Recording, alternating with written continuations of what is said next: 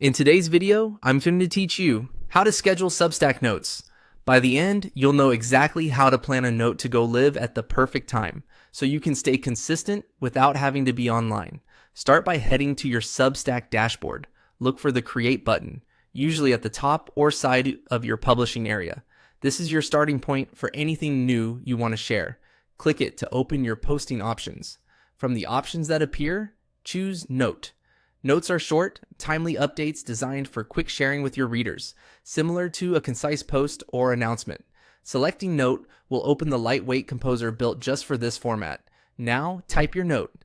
Keep it clear and focused. Think of the single takeaway you want your audience to get. You can write a short update, a question for your readers, a link you want to highlight, or a quick thought you don't want to forget. Aim for a conversational tone and trim any fluff, so it's easy to scan. If it helps, read it aloud once to catch any typos or awkward phrasing. Substack usually auto-saves as you type, but it's still wise to pause for a moment and make sure everything looks right. When your note feels ready, look for the calendar icon in the composer.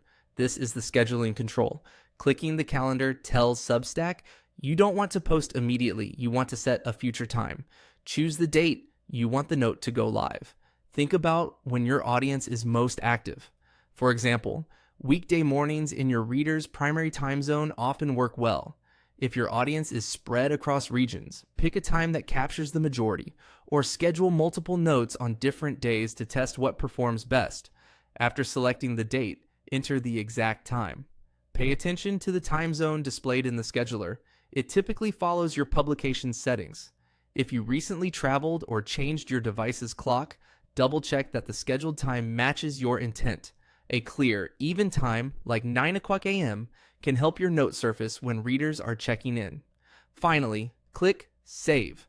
This confirms the schedule and cues your note to publish automatically at the date and time you set. You can revisit the note before it goes live to tweak the text or timing if needed, and your changes will update the schedule. Once everything looks good, you're done. No need to be online when it posts. That's it. You've scheduled a Substack note.